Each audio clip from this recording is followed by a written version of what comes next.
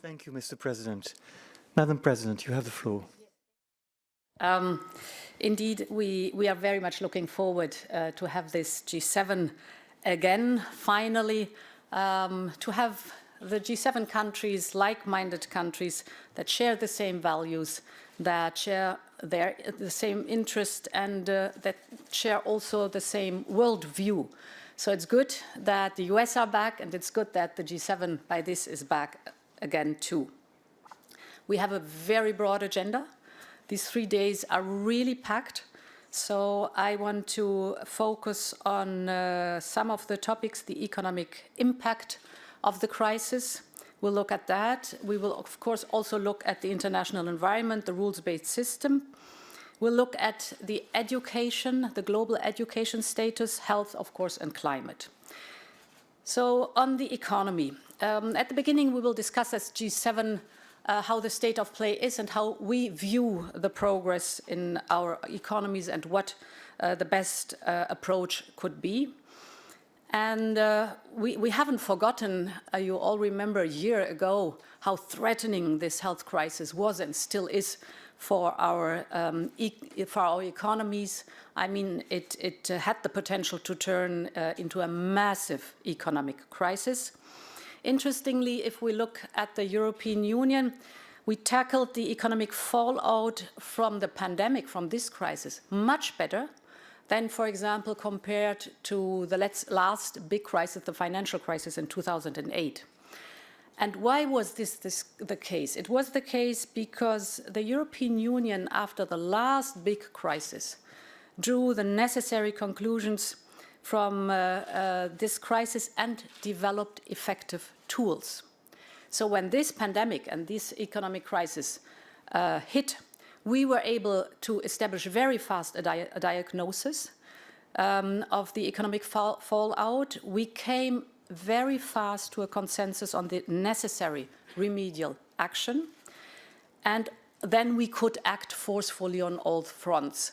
If you look at the member states, we enabled the member states to act swiftly, for example, through the general escape clause, through the temporary state aid framework, and the complete flexibilization of the EU budget. And we enabled the European level to act forcefully and swiftly, at the beginning with SURE and now with Next Generation EU. And we will have a look at the G7 overall. Interestingly, if you take together the whole financial fiscal support in the European Union, if you look at the plans or what has been done in 2020, 21 and 22, there is an amount to fiscal support equivalent to 18% of GDP in Europe. And this is completely on par with the United States. If you look at the plans of the United States, that sum up to 20% of GDP fiscal support in 2020, 21 and 22. We will certainly discuss that topic. The second important factor why we come back better is that when the crisis hit, the European Union had just put in place its plans concerning our priorities, the European Green Deal, the digitization and resilience. And the crisis proved us right in the priorities we had set. Thus, our spending goes into investment for green and digital transition and into resilience. And the plan was there, the roadmap was there, and we could immediately act. But of course, we are also open economies, so our prosperity, therefore, will depend on our partners' response to the crisis. So I'm very much looking forward to the G7 confirming that there will be continued parallelism of our approaches, and particular in maintaining fiscal support. Now, to the second topic, of course, the G7 will also look at the risks and threats to the recovery by the international environment we have. And here 2 points stand out. First of all, the economic resilience. Domestically, there too, we have developed over the past month our tools to guard ourselves against risks. So to defend an open society, to have economic exchange, but not at any costs. For example, if you look at our tool of the 5G toolbox or the dual-use exports controls, but also the FDI screening we have now in place, our proposal to block distortive foreign subsidies. And the second topic, of course, will be that we will guard the respect for our values. We want cooperation, we want a lively exchange, but on the basis of democratic values and on the basis of fundamental rights. And for that, too, we have developed over the last month our tools, for example, the Global Human Rights Sanctions Regime, or our forthcoming proposal for an anti-coercion instrument, and of course the whole tool set of human-centric approach to the digital world. You know it, it's the Digital Services Act, the Digital Markets Act, and the regulation on AI that is human-centered.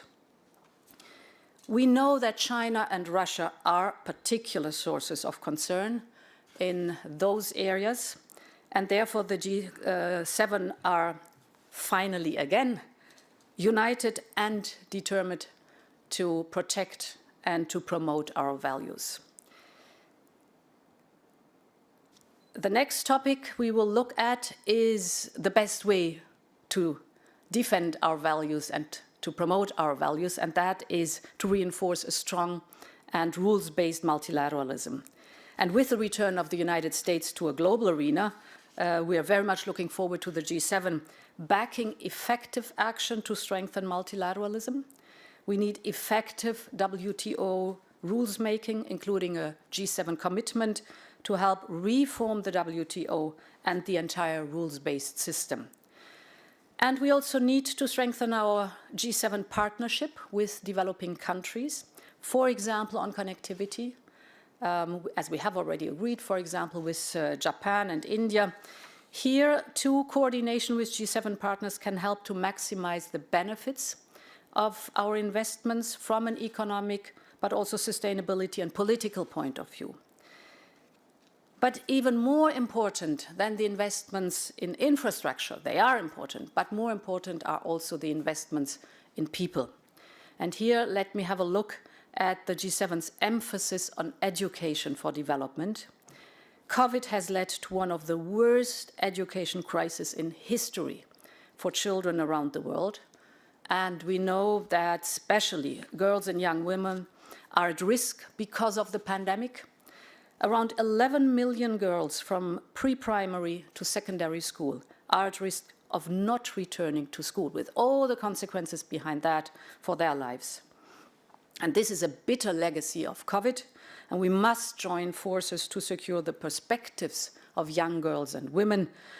And therefore, the European Union strongly subscribes to the objective of 40 million more girls in schools by 2026, and 20 million more girls reading by age 10 or end of primary school.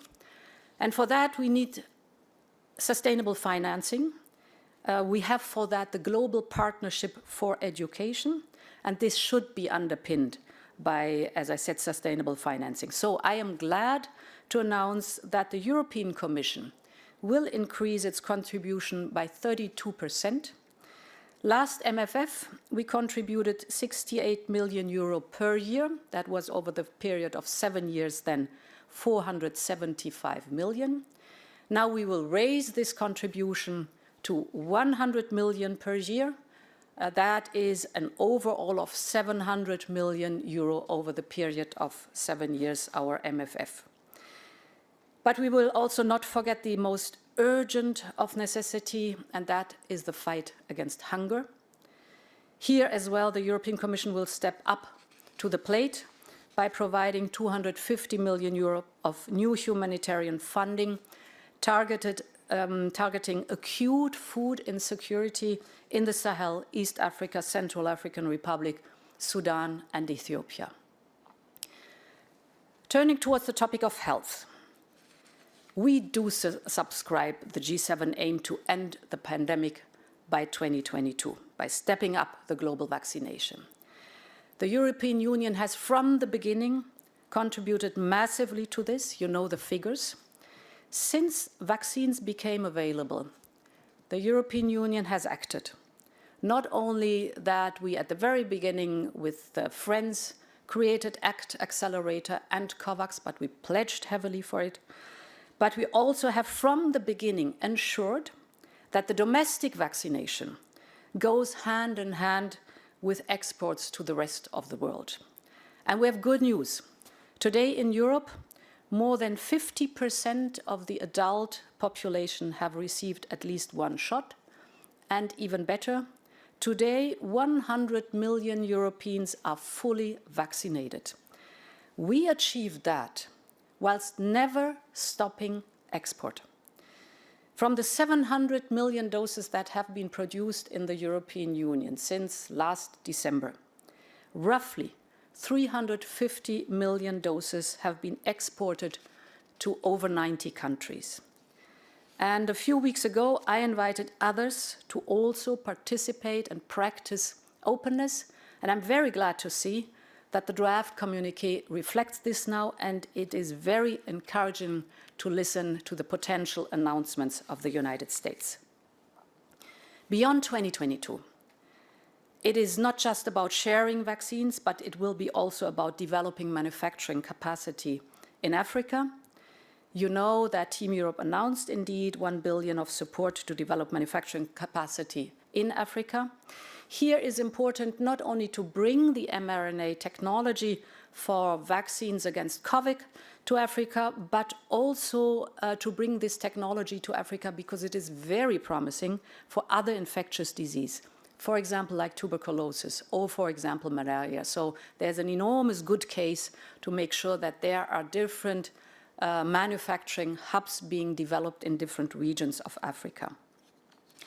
Finally, on climate, we committed to limit temperature increase to 1.5 degrees Celsius. I welcome that the G7 are also aiming in this direction, but I want to be very clear. Even a world that is just 1.5 degrees Celsius warmer than today will be much worse than today. And therefore, adaptation policies must be a central element of our climate policies in the European Union, but also, of course, with our partner countries. We acknowledge their specific needs. And in fact, the European Union already spends about half of its development finance on projects that support at the same time development and adaptation to climate change. But on top of this, as you know, we have this climate financing. So we support the G7 objective of $100 billion per year on climate financing. Team Europe has consistently contributed $25 billion over the last 3 years. And we will come up with a renewed commitment for Glasgow COP26 on that topic too. That was a lot. Thanks for your patience. Thank you, Madam.